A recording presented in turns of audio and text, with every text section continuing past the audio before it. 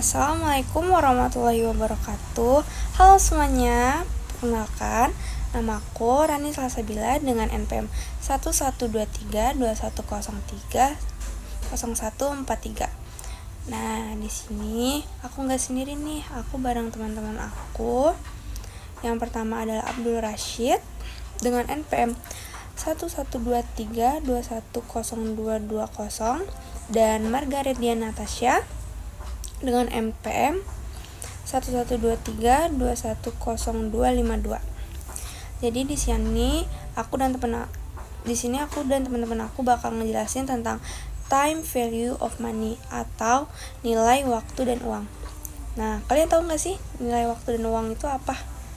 Jadi time value of money atau nilai waktu dan uang adalah nilai uang di masa sekarang itu berbeda dengan nilai uang yang akan ada di masa yang akan mendatang. Contohnya bagaimana? Contohnya, kalau zaman dulu kita bisa beli bakso dengan harga 200 perak. Sedangkan harga bakso tahun sekarang itu sekitar 15 ribuan. Begitu juga dengan beras. Beras dulu itu per kilogramnya tahun 1990-an itu cuma 2 ribuan. Nah, sedangkan sekarang tahun 2024 beras itu udah 10 ribu ke atas lah, udah 15 ribuan kalau nggak salah. Jadi kita nggak tahu nilai 2000 yang sekarang ini sama enggak dengan 2000 yang akan datang nilainya. Jadi kita nggak tahu nilai 2000 yang sekarang ini sama enggak dengan 2000 yang akan datang nilainya. Lalu kenapa bisa terjadi kenaikan tersebut? Kenaikan tersebut karena adanya inflasi yang membuat harga barang naik secara berkelanjutan. Inflasi ini menyebabkan nilai uang melemah sehingga barang yang kita dapatkan itu jumlahnya lebih sedikit dibandingkan sebelum terjadinya kenaikan harga. Atau lainnya kayak gini. Misalkan kamu dikasih pilihan untuk menerima uang 10 juta sekarang atau 10 juta di 2 tahun yang akan datang. Walaupun nominalnya sama, yaitu 10 juta, tapi kalau misalkan kamu menerimanya di 2 tahun yang akan datang, 2 tahun kemudian, itu nominalnya berbeda. Karena 10 juta yang kamu dapetin di masa sekarang itu bisa jadi kamu mendapatkan lebih banyak kegunaan dari uang tersebut daripada kamu terima uang itu di 2 tahun yang akan datang, karena nilainya akan berbeda. Misalkan 10 juta tahun sekarang nih, kamu bisa membeli motor, tapi semisal 2 tahun berikutnya bisa aja 10 juta itu nggak dapat lagi buat beli motor. Nah, jadi seperti itu. Nah, gimana sih caranya biar kita nggak mengalami kerugian karena inflasi tersebut? Di sini aku akan menjelaskan lagi mengenai future value, dimana future value adalah nilai sejumlah uang dalam waktu tertentu yang bertambah dalam waktu tertentu juga. Bertambah atau bertumbuh ya. Misalkan setelah 2 tahun uang 10 juta kamu itu bisa bertambah. Misalnya gini, Rani mau nabung 10 juta di bank dengan tingkat bunga per tahunnya itu 2%. Rani punya rencana buat nyimpen uang 10 juta itu selama 2 tahun. Setelah 2 tahun 10 juta itu bakal Rani ambil. Nah, berapa sih kira-kira uang yang bakal Rani dapetin setelah 2 tahun kemudian Rani tabung di bank tersebut? Di sini ada rumusnya. Rumusnya yaitu present value. Present value dikali 1 ditambah I pangkat 2, karena aku nabungnya 2 tahun ya. Present value itu uang aku 10 juta. 10 juta itu kita kalikan 1 ditambah, di sini I-nya itu adalah suku bunga. Suku bunganya tadi 2%. Nah, jadi 1 ditambah 2% pangkat 2. Hasilnya adalah 10.404.000. Itu tahun kedua. Untuk yang tahun pertamanya yaitu 10.200.000. Nah, jadi kalau misalkan aku si A Rani nabung selama 2 tahun dengan nilai 10 juta, maka 2 tahun kemudian uang yang akan aku terima adalah 10.404.000. Jadi seperti itu. Itu biasanya kalau di kehidupan kita sehari-hari itu namanya deposit.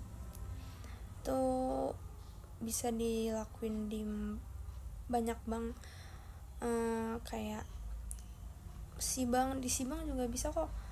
Kalau kita mau deposit, kayaknya udah banyak deh tempat deposit kayak gitu. Cuma kalau mau deposit seperti itu, kita harus cari bank yang benar-benar aman ya, biar uang kitanya juga aman, yang udah diawasi OJK gitu misalnya.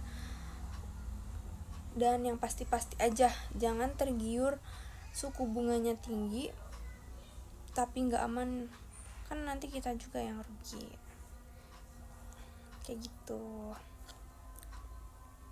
Jadi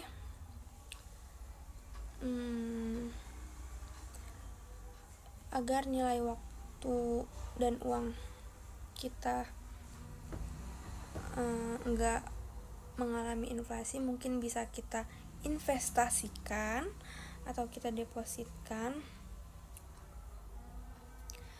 Jangan malah didiamin begitu aja. Oke. Selanjutnya akan dijelaskan oleh Margaret Dian Natasha. Teman-teman pernah dengar nggak istilah time value of money? Apa itu? Nah, secara sederhananya, time value of money ini menerangkan bahwa nilai uang pada saat itu tidak akan sama dengan nilai uang 5 tahun, 10 tahun ke depan. Nah, salah satu penyebabnya adalah inflasi. Nah, inflasi ini menyebabkan nilai uang akan semakin berkurang seiring berjalannya waktu. Contohnya seperti dulu di tahun 2010, dengan uang 1.500 kita sudah mendapatkan 1 bungkus Indomie. Tapi sekarang di tahun 2024, Indomie harganya sudah menjadi 2.500 hingga 3.000 rupiah. Itulah sebabnya kita disarankan berinvestasi instead of menabung. Nah, ini dia time value of money, nilai uang di mana makin lama nilai uang kita akan semakin berkurang. Dan ini dia contohnya. Tahu nggak, uang 100.000 ini nilainya akan berbeda di masa depan di dunia finance. Inilah yang kita sebut dengan time value of money atau future value dan present value. Untuk memahami konsep ini, coba kalian bayangin kalian punya 100.000 dan pengen uang kalian menjadi 110.000 di masa depan. Invest aja di sebuah aset dengan return 10%. Value ini sebenarnya adalah present value dikali 1 plus returnnya pangkat N, dimana N itu adalah jumlah tahun, tapi dengan semua rumus matematika yang ada, question ini selalu sama. Maksudnya apa sih? Gimana cara mentransit ini ke dunia kita sehari-hari?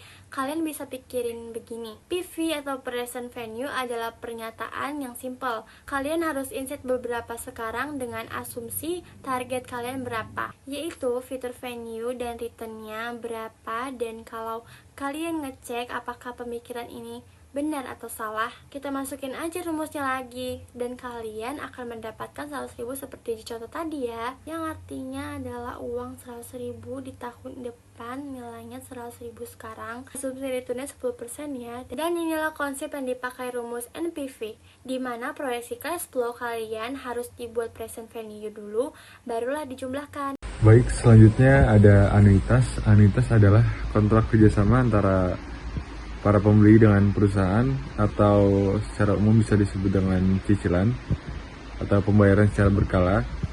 Dalam teori perbankan, anuitas merupakan pembayaran atau penerimaan secara berkala yang dilakukan secara rutin dalam periode tertentu. Dan juga anuitas digambarkan sebagai pembayaran dengan besaran yang sama yang dilakukan dalam tempo tertentu. Tidak hanya berkaitan dengan pembayaran kredit atau cicilan, anuitas juga digunakan untuk menghitung besaran bunga atau investasi, dan tujuannya sendiri adalah untuk mempermudah nasabah dalam melakukan pembayaran dan menghitung besaran keuntungan dalam berinvestasi. Pengertian anuitas ini juga sebenarnya tidak terbatas dan tidak hanya berkaitan dengan cicilan atau pembayaran kredit. Anuitas ini juga diperuntukkan untuk menghitung besaran bunga di beberapa jangka waktu tertentu dan untuk menghitung jumlah keuntungan dalam berinvestasi suatu nasabah. Di sini juga saya akan menjelaskan contoh-contoh beberapa anuitas. Yang pertama ada anuitas biasa, yang kedua ada anuitas jatuh tempo, yang ketiga ada anuitas secara langsung, yang keempat ada anuitas ditangguhkan. Anuitas biasa merupakan jenis pembayaran yang dilakukan secara berkala dalam suatu periode tertentu. Selanjutnya ada anuitas jatuh tempo. Anuitas jatuh tempo merupakan jenis pembayaran yang dilakukan secara berkala yang terjadi di awal periode. Untuk contoh dari anuitas jatuh tempo ini yaitu adalah asuransi.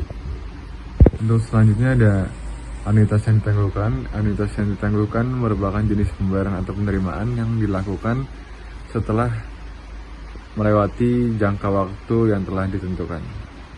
Dan yang terakhir ada anuitas langsung, yaitu pembayaran atau penerimaan yang dilakukan secara berkala dan rutin tanpa adanya penundaan.